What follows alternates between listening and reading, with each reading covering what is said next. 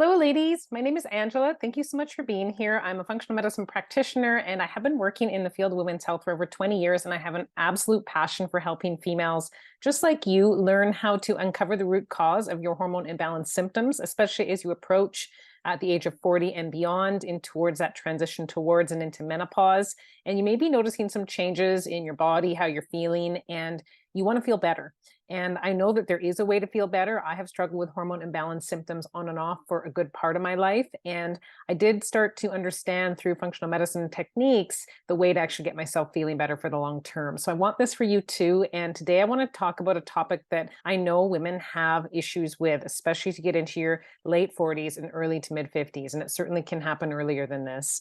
And that has to do with your metabolic health. So many women do notice that they are having changes to their weight distribution. They may be gaining weight on the scale, they may not, but you may be noticing changes to your body composition, meaning you're losing muscle mass, gaining fat mass, maybe in different areas depending on your genetics, the type of movement that you do, type of work, job that you do. But most commonly, women are gaining weight around the waistline. And this is definitely the area where we have the greatest health risks, the more weight that we do gain around the waistline.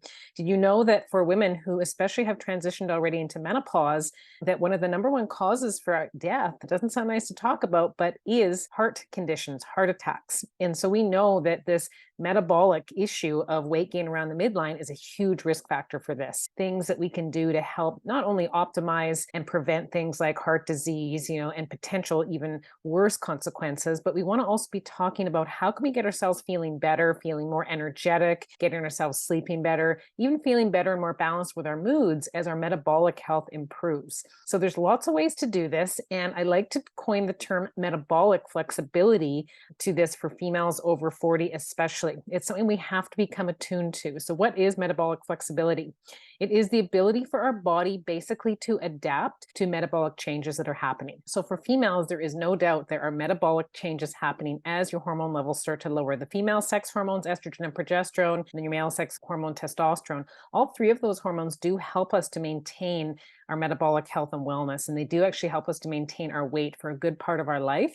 But as these hormones start to decline on the way towards and into menopause, we actually don't have as much flexibility with our metabolism because of this. So we have to adapt in the face of these changing hormones. How do we adapt? We've got to change some things that we're doing with our fuel sources, meaning our foods, our nutrition, and ideally we need to be changing some other lifestyle factors as well. What I have seen in my practice, what has worked the best for women is to really take a whole body approach. We need to be addressing diet and understanding what you're doing with it on a daily basis. But we need to go beyond that. We need to go deeper to understand what are, for you as an individual, your potential metabolic blocks, things that just aren't working for you, especially if you may have already trialed some diet and lifestyle techniques, improving your nutrition, eating more healthy whole foods, exercising more, but you're not actually seeing positive improvements to your metabolic health, aka your weight. So there are more things that can be done. Sometimes we need to dig deeper. So as a functional medicine practitioner, this is what I do with women all the time. We can do this by looking at specific lab testing. And there are metabolic tests, both urine tests and blood tests, that can help us understand where you're at with your metabolic health and really what might be getting in the way of it. It may be related to the consumption of certain types of foods, your macronutrients, meaning the ratios of your carbs relative to your proteins, relative to your fats. Not all of us need a low carb, high fat diet as we move towards and into menopause. We're all unique individuals. We have our own genetic predispositions. So we really need to understand through proper lab testing what's working for you or not working for you with this macronutrient distribution and really help you optimize. But often we need to go deeper than that. So with blood labs, we can look at things like blood sugars. We're at higher risk for blood sugar imbalances, less insulin sensitivity as we move towards and into menopause. This is an unfortunate natural consequence of our hormones starting to decrease, is our insulin sensitivity decreases along with it. So we do need to understand what we can do to improve this. Otherwise, we're more likely to gain weight, especially around the waistline, that kind of extra spare tire. You might feel it right around the front or around the sides, or around the back. That typically is related to your insulin sensitivity declining, your insulin numbers going up. And you can test this on blood labs. But what do we do about it? How do we help our metabolic flexibility improve? There's the lab testing, and then we need to be able to put a customized plan in place for you. So specific nutrition recommendations. You may be someone who needs specific times of day that you fast for. Some women do well with fasting for 12 hours. Some women do better fasting for 16 hours. You may be someone who needs to be shifting the time of day that you eat your carbohydrates relative to your fats and proteins. You may be someone who doesn't do well with carbohydrates at night, but you're okay in the morning, for example.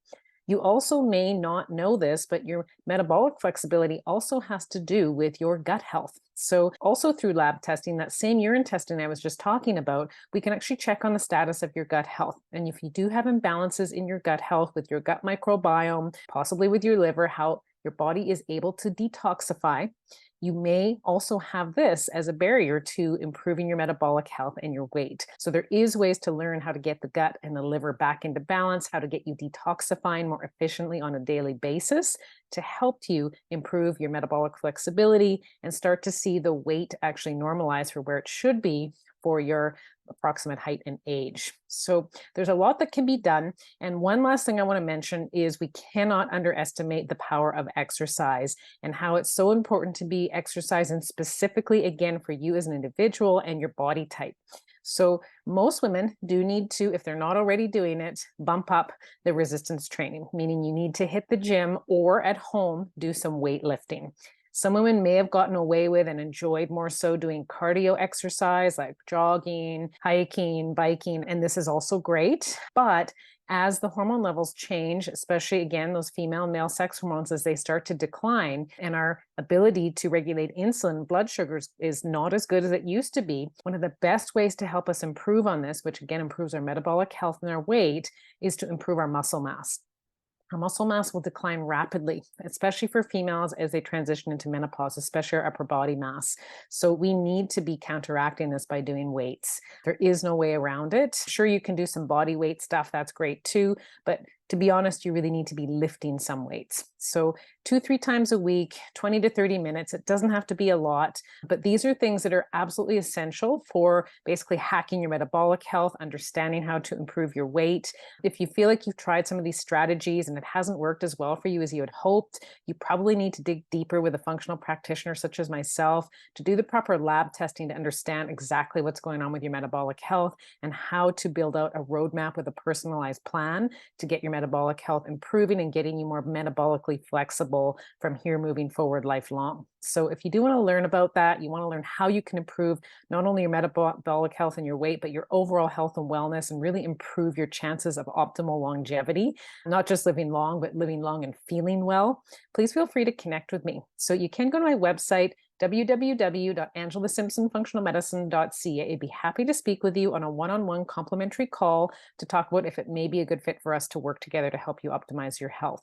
If you haven't already, please go to my Facebook page, Functional Medicine for Hormone Imbalances. Check it out. Ask to become a member. There's over 6,000 members of awesome females in there that we're having great conversations, Facebook Lives, week by week, and you can really gain a lot of knowledge about how to start to understand the root cause of where your hormone imbalance symptoms are coming from. Thank you so much for being here. I look forward to sharing more and more information with you around not only this topic, but other topics around hormone imbalance and challenges as you move towards and into menopause.